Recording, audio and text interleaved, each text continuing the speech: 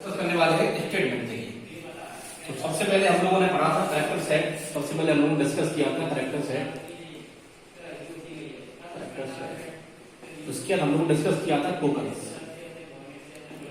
अब जो third lecture है हम लोग बात कर रहे हैं स्टेटमेंट। ठीक है, तो आज हम डिस्कस करने वाले हैं। देखिए, स्टेटमेंट का हमारी एक सिंगल लाइन, जो भी एक मैं लाइन लिखता हूँ, जैसे मान लीजिए मैंने लिखा यहाँ पे एक लाइन लिखी, एक लाइन से स्टेटमेंट। अब हो सकता है कि ये हो इंट, जैसे डिक्लेरेशन स्टेटमेंट, इंट ए 10, जैसे डिक्लेरेशन स्टेटमेंट। हो सकता है कि मैं ऐसा कर रहा हूँ b बराबर 10 प्लस ए, जिसे अर्थमेटिक स्टेटमेंट। और हो सकता है कि मैं यहाँ पे अगर प्रिंट टैब लिख रहा हूँ और यहाँ पे स्कैनर से वैल्यू ले रहा हूँ, जैसे इनपुट आउटपुट, जो कि हम लोग इतने सारे प्रोग्राम बनाए तो समझते हैं। ठीक है, तो ये हो गया, ये हो गया, ये हो गया। ठीक है, आज हम डिस्कस करने वाले हैं कंट्रोल स्टेटमेंट। ठीक है, कंट्रोल स्टेटमेंट हमारे कितने होते हैं? पहला होता है हमारा सीक्वेंस कंट्रोल स्टेटमेंट, एक होता है हमारा selection control statement, case control statement, एक होता है हमारा लूप कंट्रोल स्टेटमेंट। आज हम डिस्कस करने वाले हैं sequence control statement and selection control statement. ठीक है, ये हम बाद में पढ़ेंगे। आज हम दो डिस्कस करने वाले हैं, sequence control statement and selection control statement. देखिए, sequence control statement, sequence control statement की डेफिनेशन क्या है? Sequence control are those control they execute in that order which they are playing।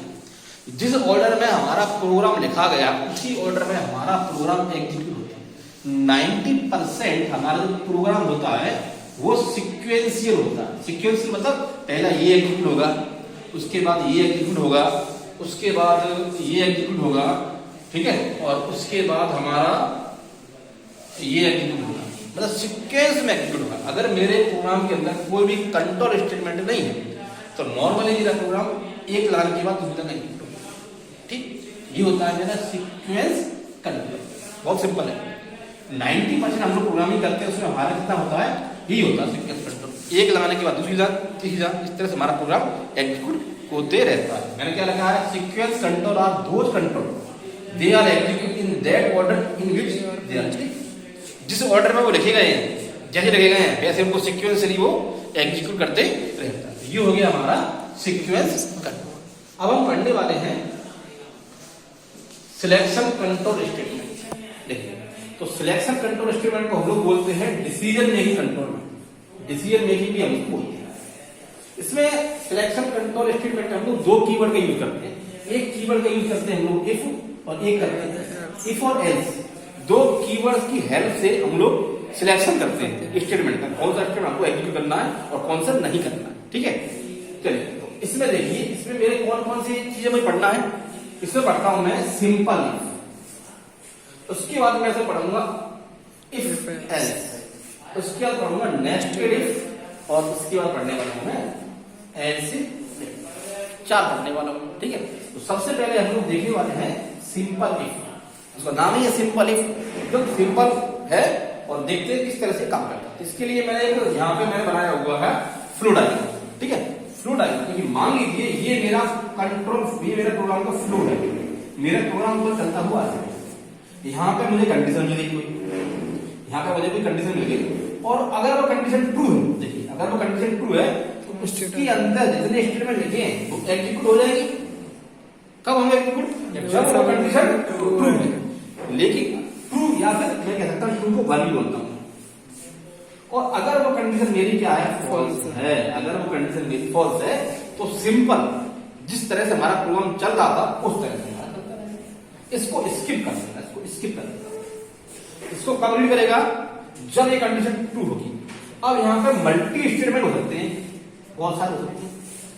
ठीक है, लेकिन देखिए अब एक और सिंपल सा एग्जांपल समझते हैं। देखो इसको, जैसे मैंने लिखा यहाँ पे, मैंने लिखा यहाँ पे वॉइड, वॉइड में ये मैंने वॉइड में यहां लिख रहा हूं मैं इंट ए।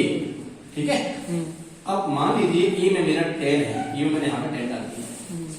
अब मैं यहाँ पे चेक कर रहा हूं इफ अगर मेरा ए इक्वल 10 है, अगर ऐसा है तो मैं यहाँ पे मैसेज देता हूं प्रिंट चलिए पहले मैं ये लिखा, पहले मैं यहाँ पे एक कुछ स्टेटमेंट डाल देता हूँ। मैं लिख देता हूँ प्रिंट है स्टेटमेंट 1/10 प्रिंट है स्टेटमेंट 2/10। ठीक है, अब मैं लिख रहा हूं यहां पर इफ a इक्वल 10 और यहां पर लिख रहा हूं प्रिंट है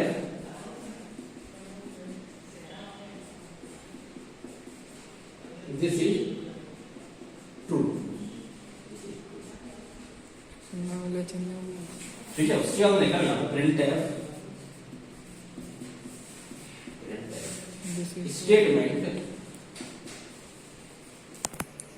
स्टेटमेंट कितना हो गया तो 3 और आगे लिखते जा रहा हूं। ठीक है, और यहां मेरा कितना है। ठीक, अब जरा देखिए, ये मान लीजिए मेरी विंडो है, ये मेरी आउटपुट विंडो है, ये भी आउटपुट विंडो जहां पर मेरे प्रोग्राम का आउटपुट आने वाला है। देखिए मैं अपने प्रोग्राम को यहां से एग्जीक्यूट करता हूं। ए मेरा क्या है, एक मेरा सिंपल एक वेरिएबल है, तो ए मेरा एक वेरिएबल है, मान लीजिए इसका एड्रेस 1000 है और इसके अंदर 10 है। ठीक है, दिस इज डिक्लेरेशन स्टेटमेंट। और सी में डिक्लेरेशन स्टेटमेंट ऑलवेज कहां होते हैं, इस ब्रेसेस के तुरंत बाद में होते हैं। एक को ब्रेसेस क्या ब्रेसेस हो जाएगा, एक नीचे के बाद मतलब एक ब्रेसेस यहाँ पे क्लोज होगा और एक ओपन होगा इफ के बाद।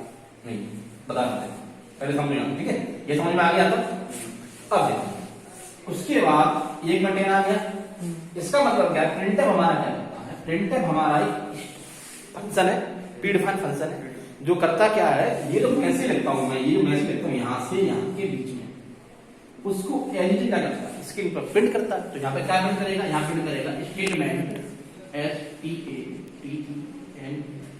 स्टेटमेंट 1 प्रिंट कर देगा। और चूंकि यहां पे क्या स्लैश n है, तो सबसे मेरा यहां प्रिंट करेगा। ये हो गया। इसके बाद इसमें क्या करेगा, स्टेटमेंट क्या प्रिंट करेगा, यहां पे स्टेटमेंट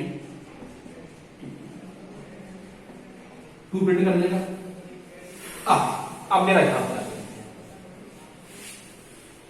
ए के अंदर 10 है, ए इक्वल 10 यस, कंडीशन ट्रू है, तब ये क्या प्रिंट करेगा, दिस इज ट्रू।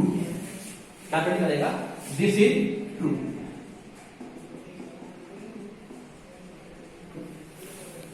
अब देखिए, अगर मैं चाहूं इसके साथ में मोर देन वन स्टेटमेंट, तो मुझे यहां पर ये ब्रेसेस का यूज करना पड़ेगा। लेकिन अगर मैं ओनली और ओनली सिंगल स्टेटमेंट लिख रहा हूं, तो वहां मुझे ब्रेसेस की कोई नीड नहीं। ठीक है, हो गए। अब उसके बाद क्या करेगा, स्टेटमेंट 3।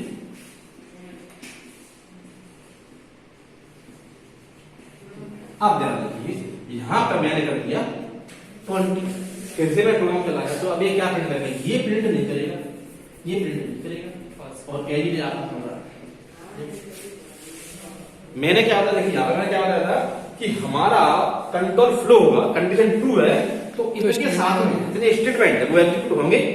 अगर कंडीशन ट्रू है और कंडीशन फॉल्स है, जैसे मान लीजिए इस केस में फॉल्स है, तो हमारा सिंपल जो प्रोग्राम ये इसको स्किप कर देगा और सिंपल हमारा प्रोग्राम एंड, तो जो आउटपुट में देंगे वही प्रिंट करेंगे। तो ये क्या हो गया हमारा सिंपल। ठीक है, अब हम देखने वाले हैं, सिंपल एक हो गया, बहुत आसान है। ठीक, अब हम देखने वाले हैं एस और इफ। देखिए सिंपल एक में ओनली ये क्या चेक कर रहा है, कंडीशन ट्रू है, फॉल्स है। कंडीशन ट्रू है तो इफ के स्टेटमेंट को एग्जीक्यूट कर देगा, अदरवाइज वो नॉर्मल चलेगा उसको स्किप करने के बाद।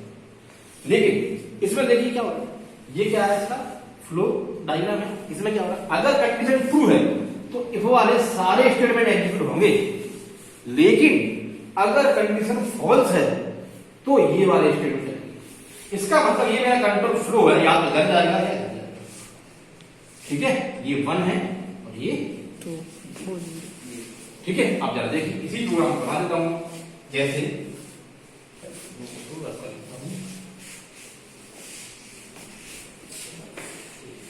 अब इस प्रोग्राम को मैं रख देता हूं, और मैं यहां पर क्या बनाना चाह रहा हूं, इफ और एल्स। ठीक है, सिंपल। तो मैंने सिंपल क्या लिया, यहाँ पे एक नंबर ले लिया इंट ए, ठीक है, ए वेरिएबल, ठीक है, मैंने कहा CLRSC, तो स्क्रीन को क्लियर कर देगा। यहाँ पे लिखा प्रिंट है एंटर एनी एज, तो यहाँ पर स्कैन है परसेंटेज डी और एड्रेस ऑफ एज, जो भी यूजर देगा वो वैल्यू के अंदर स्टोर रहेगी। अब मुझे यहाँ पे क्या लगाना, मैंने लगा इफ, अगर मेरी एज क्या 18 से बड़ी है, किससे बड़ी है, ये अगर ऐसा है तो मैं क्या मैसेज प्रिंट है पर्सन एज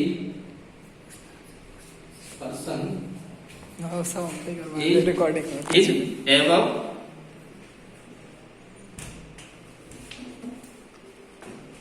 एबव एक महक दिया, ठीक है, मेरे पास जगह कम थी इसलिए मैंने इसको नहीं लिख दिया, ठीक। अगर ऐसा है तो ये और अगर नहीं है तो मैंने यहाँ पे ले दिया else.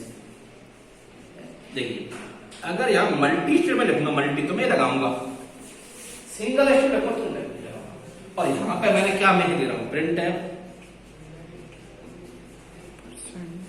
Person as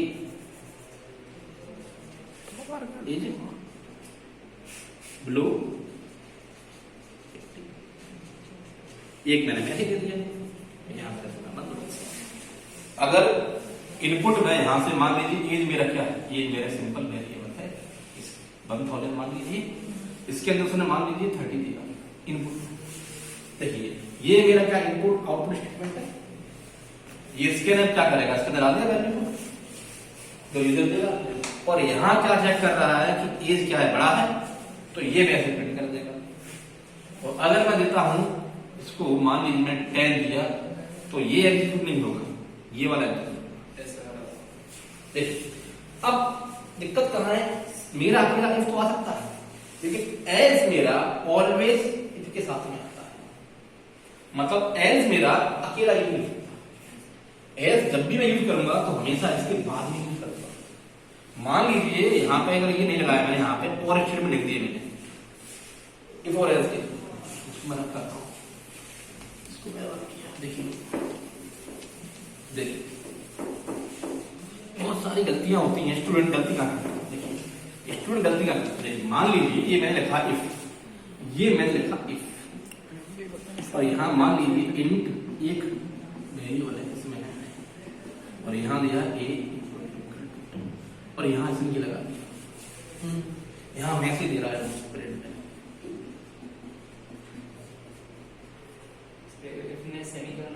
a is ये मैसेज दे रहा है,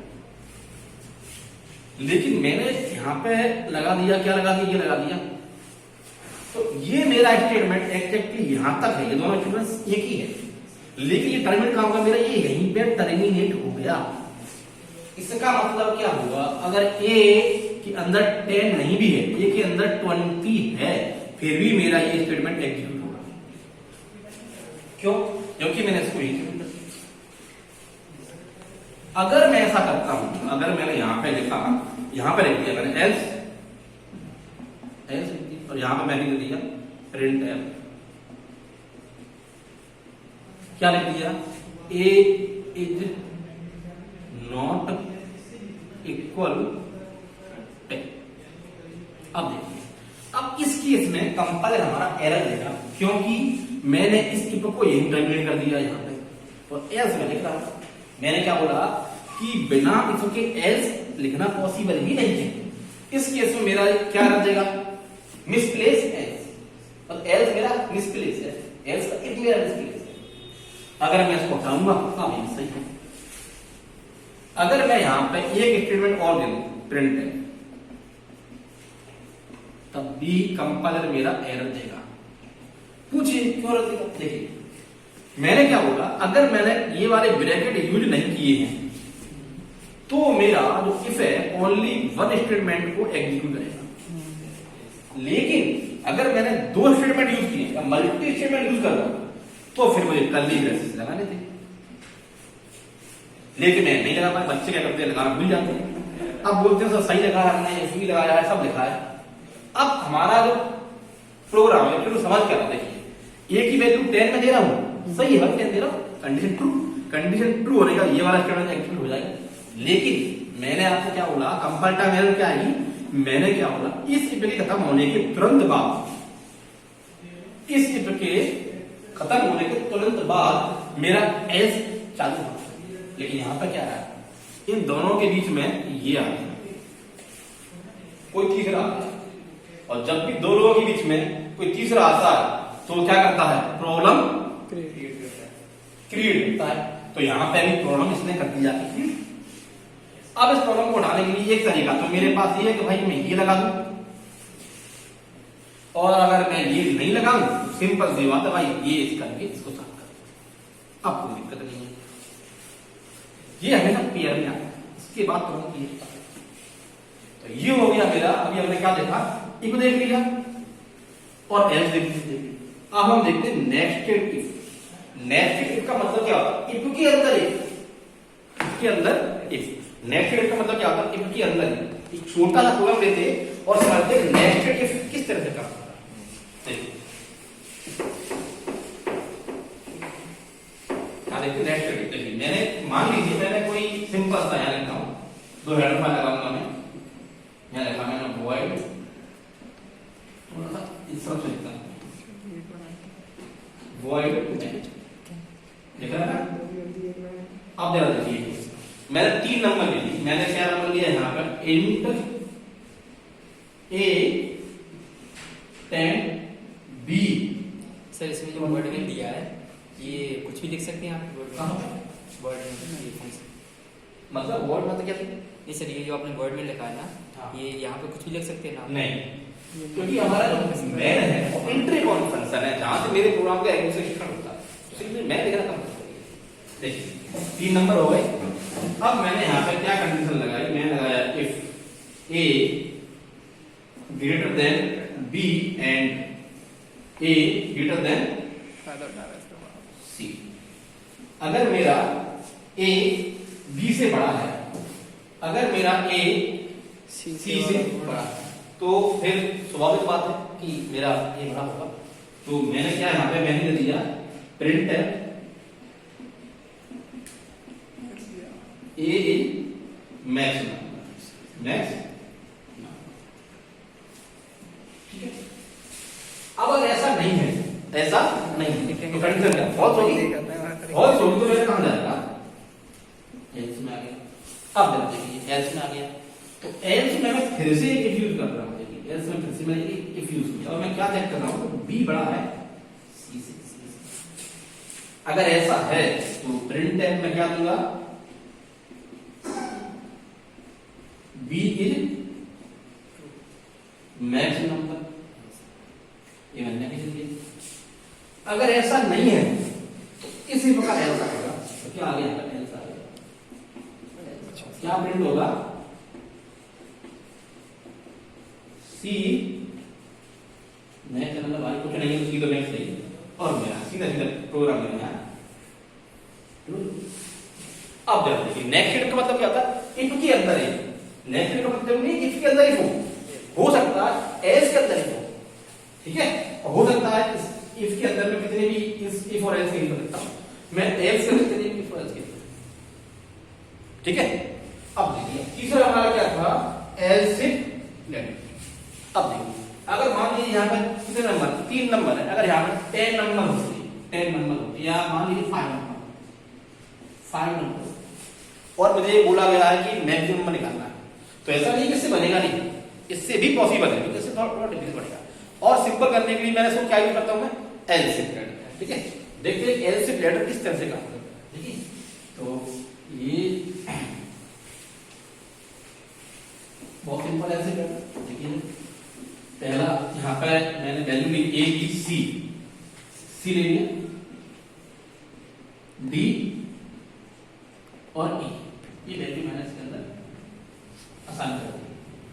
ठीक है, अब जरा देखिए मैंने लिखा यहां पे इफ, मैंने लिखा है A greater than B and A greater than C and A greater than D and A greater than E. अगर मैंने ए को सबसे चेक कर लिया और मैंने पाया कि ई सबसे मेरा बड़ा है, तो मेरा क्या है, रेजिस्टेंस ए मैच नंबर। अगर ऐसा नहीं है तो मैंने क्या लिखा, एल से एल स्पेस और मैं फिर कंडीशन चेक कर। देखिए अब मैंने यहां ए को चेक कर लिया, ये मेरा चेक हो गया। अब मैं दोबारा देखूंगा, पहले ये होगा उसके बाद ये होगा, इसका मतलब मुझे ए को चेक करना, ये तो ऑलरेडी हो चुका है। अब मैं करूंगा बी को, बी मेरा बड़ा है मेरा किससे, सी से, एंड बी मेरा बड़ा है डी से, एंड बी मेरा बड़ा है ई से।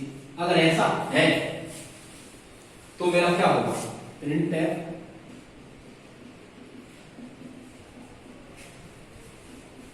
B is max